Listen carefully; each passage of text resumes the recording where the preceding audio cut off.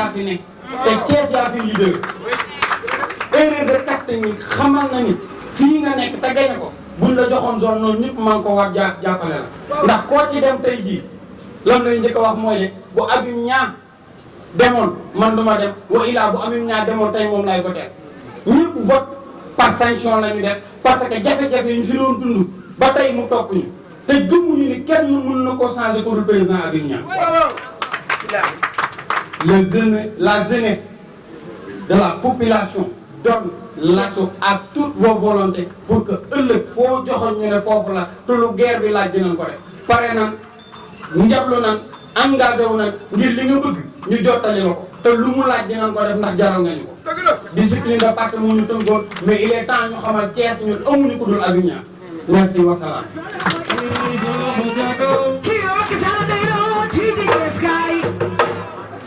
kii jàppale jigéen ñi Habib Niang kii jàppale jigéen ñi ay samay gërëm naa laay damay laaj ana ñu ko bëgg ana ñu ko bëgg di ko bëgg seen loxo jagoo ci jaay ak nii xoolal ma ni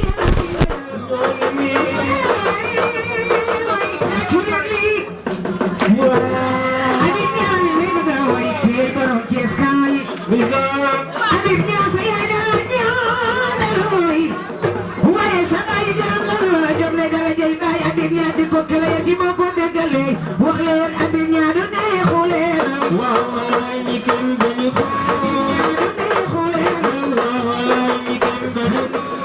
jeunesse bi liggéey bi des na looloo fi nekk nañ ko wax ñi fi nekk nañ ko wax jeunesse bi liggéey bi des na xam nga Habib toog mu taxaw ci tàgg naan defal nga ma nangam defal nga ma nangam ñun lan lañ ko defal nañu fexe gisee foo xam ne Habib nekk fa ñu fexe liggéeyal ko loo xam ne moom surprise lay doon ci moom ana kañ la loolu di am kañ la loolu di am à chaque fois bu ñu nekkee ci kanamu Habib rek di wax ni Habib danga baax danga nangam loolu du liggéey bi liggéey bi mooy nañu fexe jàppante di xaj di dóor muy dal affaire bi nekkul fii nii xam nga affaire bi ci terrain bi la nañu fexe jaayante mais affaire bi des na ku xool élection yi passé rek keroog ba ñuy ànd ak di jible Habib Niang 10 personnes la ana jeunesse bi Habib fu mu teew ñu dañ koo war a dal andi muy wut ñu xam ni carrément Thiès bi Habib ñi la àndal mais ñaari nit ñetti nit avec ça ñu ne Habib Thiès la àndal da ngay yaakaar ne caméra yi dañu nekk fii nanu fexeel liggéey affaire bi liggéey la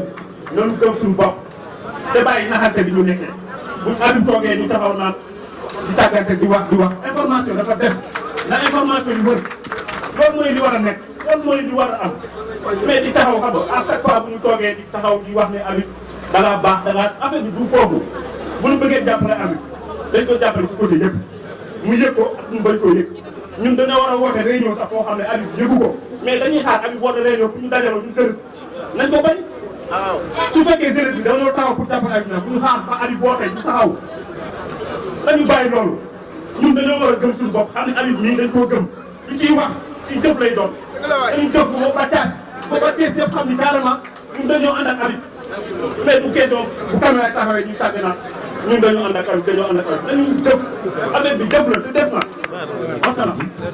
ñuy étudiants yi ñuy président cellule ak jeunesse Habib Niang bi yëpp suñu kàddu nag dañ ko teg sori dañuy woote benn appel rek ci président de la république zone bii ñu nekk gaynde gi moo fi nekk muy président Habib Niang législative yi dafa wane boppam moom rek moo gagné centre am dañoo bëgg mu teg ko fii ci élection législative yi di ñëw mu élire ko mu doon député parce que ñun loolu lañ bëgg mun di xeexal askan bi ci assemblée ba parce que boo xoolee Thiès dafa ñàkk député yoo xamante ni ñoo leen di toogal ci assemblée nationale président Habib Niang xam na lu nekk ci base bi kon buñ ko tabee def ko ministre def ko député dina toogal askan bi parce que étudiants yaa ngi ci ginnaawam jeunesse bi ñi ngi ci ginnaawam maire yaa ngi ci ginnaawam paa yaa ngi ci ginnaawam kooku nag boo ko jëlee di ko seetaan lu la doo am lu la neex boo bëggee lu la neex nag da ngay tabb ki nga xamante ni moom la askan bi bëgg te ki ñu bëgg mooy président Habib Niang kon damay ñaan président nga tegal ñu kii nii ci législative yi ñu dem président Habib Niang ñu tabb ko ñun xam nañ ni liggéey rek mooy ñor bis bu ñu nee ay ca jug nañu dañ koy voté te day gagné ndax ndaw yéen ci ginnaaw mag ñeen ci ginnaaw ngeen baal ma ci kàddu yi wasalaam. Aujourd'hui, je suis accompagnée de ma secrétaire, qui est aussi la secrétaire du collectif régional des grands scolaires des Thiès. Bon, ces derniers temps, on a eu des relations, bien de nouveaux contacts, comme M. Julman. On l'a sollicité pour notre programme d'activité qu'on a établi pour cette année-ci, et on est en train d'exécuter cela. Du coup, on avait besoin de l'aide de quelqu'un. Donc, il nous a suggéré M. Habib Niang. Il nous a expliqué en quelque sorte comment ça devait marcher. Donc, ce sera une coopération win-win.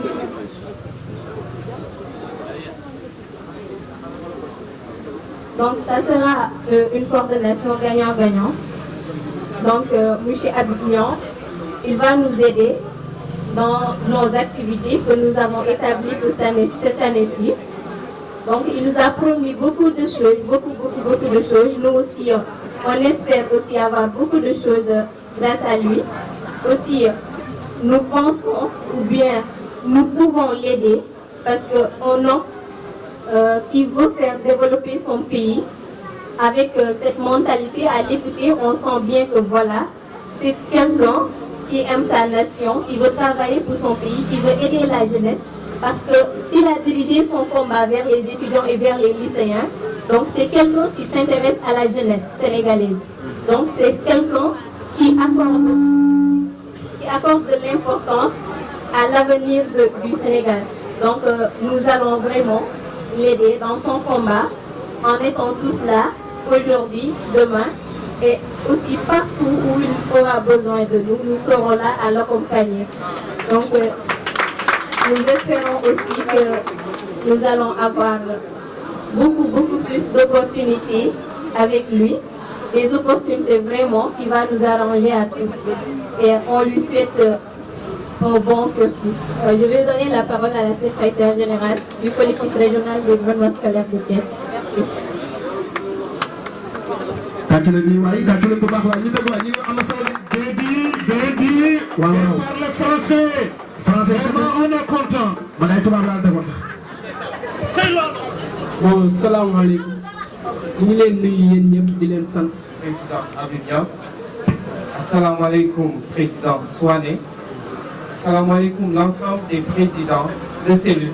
Et aussi assalamualaikum à la coordination des étudiants. Assalamualaikum aussi aux nouveaux, je dirais bien, la coordination des élèves. Sous cette page se retrouve, et je le redis encore, page Bignoton, même collé.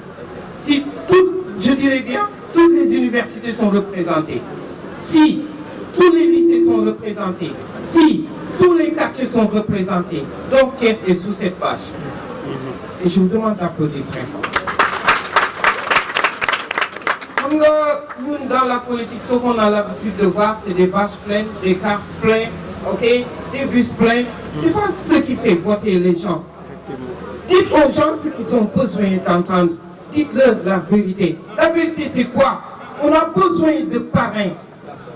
Ici, on n'a pas ce problème au niveau du mouvement de Habib Niang. Demandez-nous le nom que vous voulez, on vous donnera plus que ce que vous avez demandé. Mais le problème, c'est quoi? On va vers des législatives et ce n'est pas chose aisée, ce n'est pas facile. On ne va pas se voiler la face. Sweden, nous avons un départemental, une zone nord, zone nord, la fille. On va battre une liste régionale. Donc ce message, je vais lancer un message au président de la République. Sous ces pages se trouve tout Thiès. Si vous décodez ce message, vous comprendrez que toute la population Thiès demande à ce que ce président, le président Habib Niang, notre frère, notre tout, on veut qu'il soit, je ne dis pas député, il ne peut pas être député ou bien non. Il veut représenter la population. C'est nous, la population, qui demandons qu'il soit notre représentant au niveau de l'Assemblée. Parce qu'on veut des députés crédibles, on veut des députés à qui la population peut donner quelque chose. On veut des gens qui ne savent pas pas des gens qui ont une liste pour nous talk, nous avons ou bien nous à l'Assemblée nationale. Donc, Président Habib Niang, comme la jeunesse l'a dit, on a décortiqué le message. Tout le monde s'est engagé à vous accompagner pour ces législatives. Et nous sommes prêts à tout faire.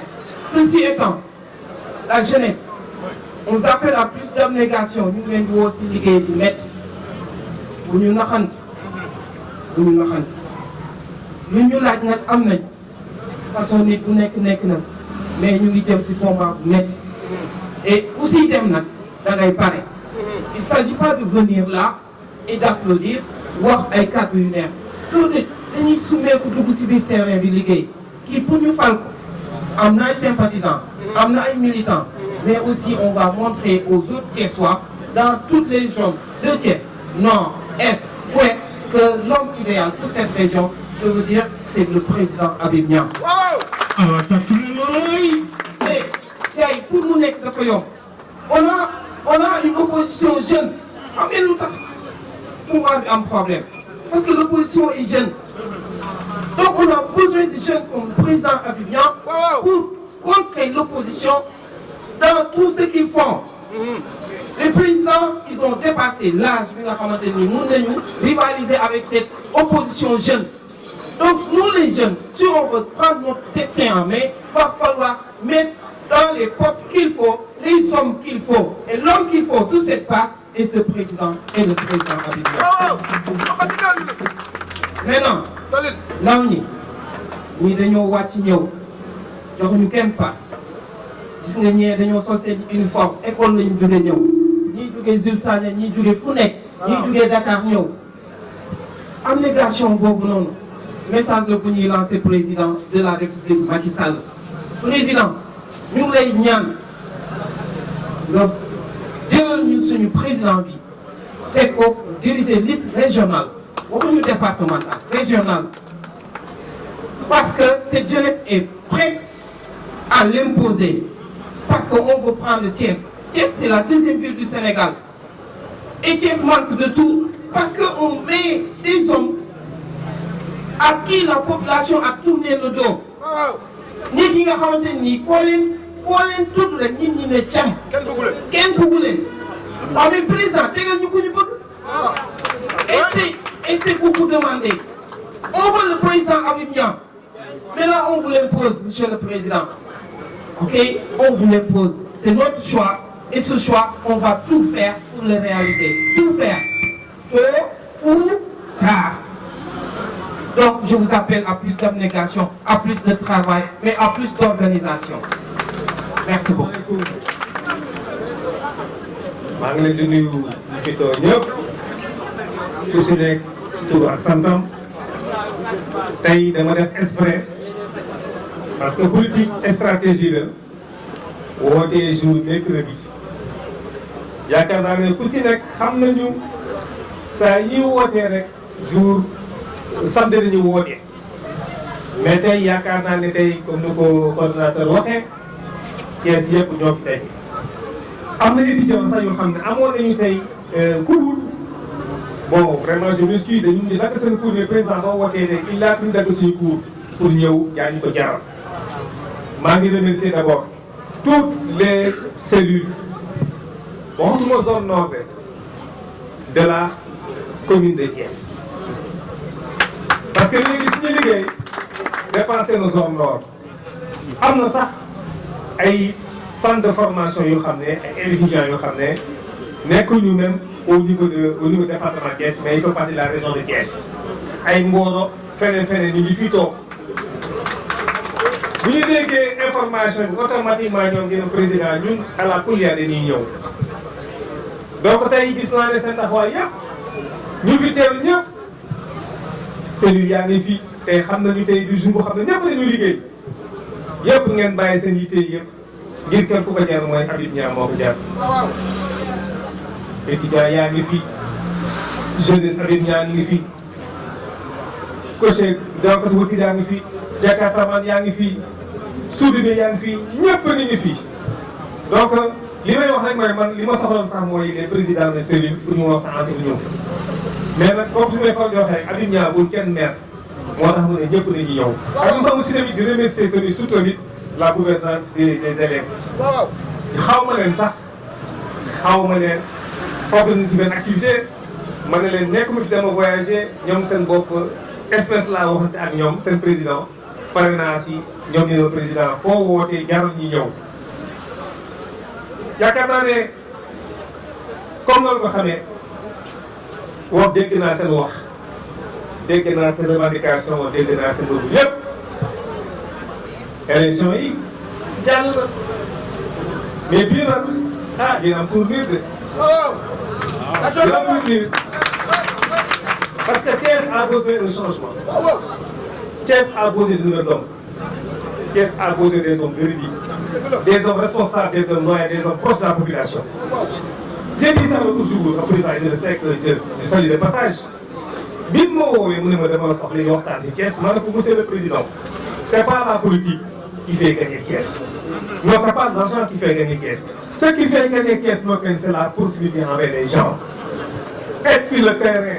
Ne pas attendre que les élections, on est à 2 mois, 3 mois des élections, on dit que c'est sur le terrain. C'est pas ça la politique. Moi, je pense qu'aujourd'hui, Thiès est témoin. Ça fait 6 ans, ma vie, il faut être sur le terrain. Il a fait. Jeunesse bi xam nañu Habib Niang, étudiants yi xam nañu Habib Niang. Dakar fu nekk et puis de remercier aussi le passage les étudiants Ziguinchor waxoon naa sax bu ñëw Ziguinchor dafa sori. Il m'a dit qu'il faut que ñu ñëw Bambey yëpp gis naa sa taxawaay. am na ñoo xam ne sax ni mu dépassé seen liggéey Dakar ngir ñëw ay marchands ambulants lañu ngir Habib Niang. lii mooy ni ngeen mel ak man vraiment da ngeen war a njukkal. li may wax nag mooy c'est très clair. ñu ngi dugg de si ay élections. élections yu xam ne c'est très important. élections yu xam ne dogal buy am foofu nañ koy déroulé mooy lan mooy élections législatives. keroog samedi yee passé ça fait 2 semaines woote naa fi par tous les présidents des cellules des femmes di ma lancer le message je vous le dis en passage dama pare sama programme c'était le samedi passé le lundi j'ai reçu 1500 parrains. 1500 signatures pour le parrainage. 1500 di diggante samedi ba lundi jigéen ñi dañoo am ko jox mu ngi nii donc vous la jeunesse je vous lance un défi. xam nga tey le maximum c'est lan par région c'est 1000 par région kon donc ñun on a atteint peut-être l'objectif. mais objectif mooy lan moi j'ai pas besoin de ça ce que j'ai besoin mooy j'ai besoin de 25 000 signatures dans la région de Thiès. je dirais même dans la commune de Thiès. fiche yaa ngi noonu commencé nañ ko lancer def nañ fi benn comité bu xam ne ils sont là en permanence pour ñii nga xam ne maanaam dañu bëgg ñëw bindu mën nañoo bindu. dem rek maa ngi yoroon lu mot presque lu mot 30 fiches am na ñeen ñoo xam ne sax bon je vous dis benn région au niveau de la région de Matam ils m'ont remis 700 signatures. ma ne mais écoutez man je suis de Dakar il m'a dit que non ñun ñii ñoo la ko jox ndigal ñun ñoo la ko jàppale jox nañ ma ay fiches. donc vous dites que je vous lance un défi. ce défi là xam nga jeunesse si mooy fan. yaakaar naa ne démb de passage nous félicitons les Lions. gis ngeen démb li génn si jeunesse kenn nekk mu Sénégal bu soo xalaat rek am na ay ndaw yu fi toll. xool li génn démb rek si àdduna la. fu nekk tey mais lii même le président est dafa étonné. li fi génn démb si wàllu jeunesse. gis nga ces jeunesse là ñoom ñooy fal rek ak jigéen ñi. donc mon frère nañu fexe ñun ñu bu leen sacrifier bu leen. fexe seen bu leen mettre en jeu votre avenir bu leen nangoo ko ñu leen di nax si ay détails. Thiès a tellement de ministres ñu fi jaar y a tellement de DG ñu fi jaar yaakaar naa ne gis ngeen est-ce que gis ngeen seen bopp. léegi moo xam ne dëgg xam nga loolu waraloon mooy lan mooy la proximité envers les gens. et puis je vous toujours wax naa ko la politique y a pas de sentimental. en politique il faut poser des actes yaakaar naa ne yéen ñi tey. Habib Niang bi posé woon des actes fii ngeen nga wàcc dem di feneen. j'ai reçu même des gens qui sont pas de la mouvance présidentielle c'est des gens qui étaient même candidats. ils m'ont dit que président Habib Niang est-ce que xam nga ne boo demoon dañuy toog li ñu ànd ak yow parce que li ngay def li ngay liggéey maire ngay def ma ne man sama askan rek moo ma ñor. Maintenant je vous lance un défi vous la jeunesse d'Habib Niang, vous les femmes et filles de Habib Niang, jóg leen takk leen seen ndigg bu baax a baax fiche de parrainage yaa ngi fii fexe naa bëgg naa au moins ne Habib Niang président indi nañ ne 10 000 signatures pour la jeunesse. Voilà, ça c'est la table. Je sais que c'est pas possible pour la jeunesse. Je sais que peut-être j'aurai au moins 2500 signatures. Moi, je compte beaucoup sur mes propres mères et sœurs. Parce qu'on a le samedi, le samedi et le lundi, on a 1500 signatures. Le temps que vous faites, vous la presse, vous êtes présents. Les choses sont là, claires et nettes. C'est les femmes qui m'ont donné ça. C'est eux qui m'ont donné ça à 1500 signatures. C'est l'objectif de moi. 25 000 signatures là pour poser sur la table. 25 000 signatures, on a combien? On a 3 députés. Et puis on a besoin des députés responsables de communiquer. Pas des députés qui ont des députés qui parce que déjà, quand ils sont à Dakar, c'est difficile. C'est crucial de rien. Non, man tout le temps je suis avec eux. maa ngi leen di seeti ji di seeti man rek ma laaj leen mu ne non maa am fit dugub bi université ñëpp teeru parce que même les gens qui sont contre du pouvoir buñ ma gisee même lii yow yaa ko sañu def. Parce que pourquoi samay rek sama jarbaat nañu am na droit gis lenn loo xam ne doxul nga ni sama pied d'édifice. Je l'ai fait à Cheikh Anta Diop, je l'ai fait à Bambey bu crise bi amee. taal naa sa moto. kenn jox ma dërëm ma taal sa moto dem seen waxtaan amical bi sant yàlla. jigéen soo aussi j'ai fait le coup. En tout cas mes frères li mu leen di lancer mooy liggéey bi démarré na. élection yi ñu ngi naroo de xam nga dañoo 4 mois aussi mun naa fi ñaari weer moo si des. dañuy fexe récupérer les fiches remplir ko déposer ko niveau de la permanence. ñu xaar nag bu boobaa bés ba bu yàlla defee jàmm bu ñuy waree ba pare on va faire une démonstration de force au niveau des stades. On posera 25 plus même 30 000 signatures sur la table ñu wax kan la ñuy jàppale. Ça il faut que ça soit clair et net. ñun aussi il faut comprendre notre responsabilité. Peut-être dans la coalition mais on peut prendre des gens yoo xam ne ñëpp xam ne ñu ngi demee à Thiès di nekk seen ginnaaw. Des gens comme les Thiessois ne connaissent même pas. Prenez ici 10 personnes à Thiès. Qui est Habib Niang, xale bu ndaw sax man démb j'étais pas là j'étais Médina Fall sax mais xam nga ne démb li xew Médina Fall des centaines de jeunes génn di jubilé Habib Niang yaa fi jaar fekk yàlla xam ne maa ngi Dakar j'étais au bureau. Parce que approche bi ak la population. da ngay dox si tali bi sax xale bu ndaw wala le président nu ma def inscrit doo ma utal carte d'identité. ren nag. Et puis je lance un message aussi ñu dimbali tamit xale yi xam ne seen carte d'identité génn bëri carte d'identité génn. Parce que primo votant yi bëri seen carte d'identité génnul woon. Bon on comprend mais moo tax ma leen di ñaan dama leen ngeen récupérer encore seen carte lecteurs yi carte yi c'est disponible. Parce que ñun boo ànd ak Habib Niang amoon arme kon c'est depuis la peine ak comme ni ko waxee ay folklore yu dara c'est le terrain et qui occupe le terrain en permanence. Yéen xam ngeen sama position xam ngeen ni ma mel ak yéen comme noo ko xamee. Depuis élection yi ba léegi amuñu benn activité bu ñu def dañu doon xaar di defaat benn diagnostic mais yaakaar naa ne bi yoon dinañ indi benn force de frappe boo xam ne incha allah yaakaar naa kenn duñ atteindre Thiès. dëgg la même en dehors de Thiès ça je veux dire faire. gis nga li ñuy xam ne li fi am nii waa Guédiawaye sax ñu may xaar waa Pikine ñu may xaar waa Dakar sax ñu may xaar ça je veux le dire. En tout cas maa leen di gën a encore di leen gën a ñikkal aussi encore di leen gën a doon ngeen gën a jàpp. ngeen gën a góorgóorlu gis naa leen lu ne Habib Niang jaral Habib Niang yi gën jox benn jiw parce que Habib Niang moo leen ko jar ngeen ñëw tey bu fi ñëwoon fekk fi moo fi 52 personnes dafay dem sama yëpp ma ne ne man c'est pas la première fois sur la jeunesse mais tey c'était un jour ouvrable jour bu xam ne élèves yi yëpp jàng nañu wàcc Habib Niang wooteel di bàyyi seen cours yi wàcc ñëw directement ñëw fekk si ma donc am na fu ñu teg aliment ça c'est vraiment c'est une considération maa leen di ñaan aussi tout seen vous la jeunesse Habib Niang ne ngeen jàppante benn loxo li ñëw faire la force bu leen kenn diviser soyez unis soyez responsable koo leen gis aussi jox leen ko cër.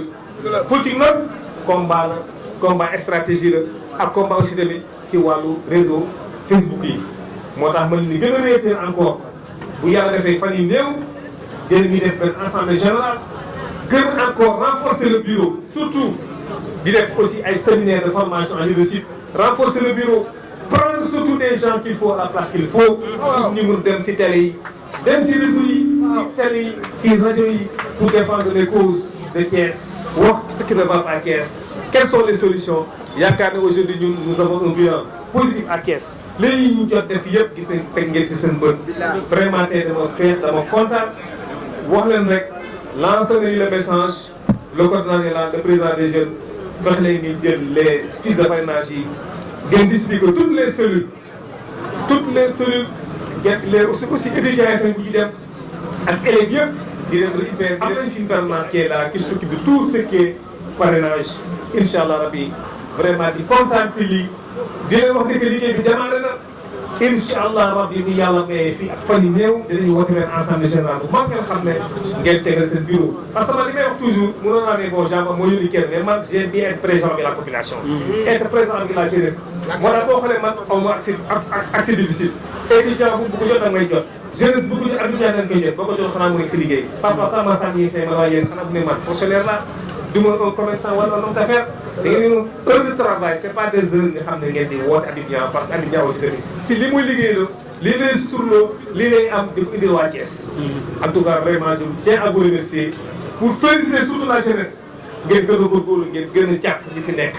bu leen nangu toujours bu leen diviser jàppante leen toujours laay wax et puis aussi aller vers la base en dehors même de Thiès fexe leen ngeen góorgóorlu informer.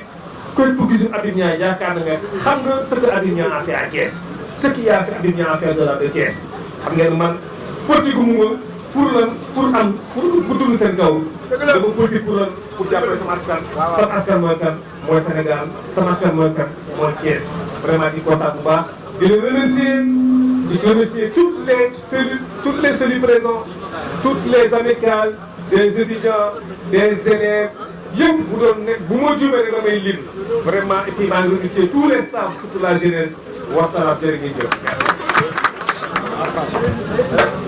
Permettez-moi d'abord avant de commencer de remercier tous les présidents toutes les cellules présentes. Remercier aussi l'amicale des étudiants d'Abidjan, l'amicale des élèves d'Abidjan, la jeunesse d'Abidjan. Comme vous le savez, j'ai fait exprès même aujourd'hui de convoquer une réunion le mercredi. Comme vous le savez, le mercredi c'est le jour ouvrable pour pouvoir tester est-ce que les gens Abidjan vaut la peine. Moi, je viens de descendre, j'ai quitté automatiquement Dakar pour participer à la réunion. En tout cas, aujourd'hui, l'objet de la réunion d'aujourd'hui, c'est quoi? C'est pour la sensibilisation. Pour vous dire que on était sur le terrain, on sera sur le terrain, surtout avec les élections qui vont se dérouler, les élections législatives.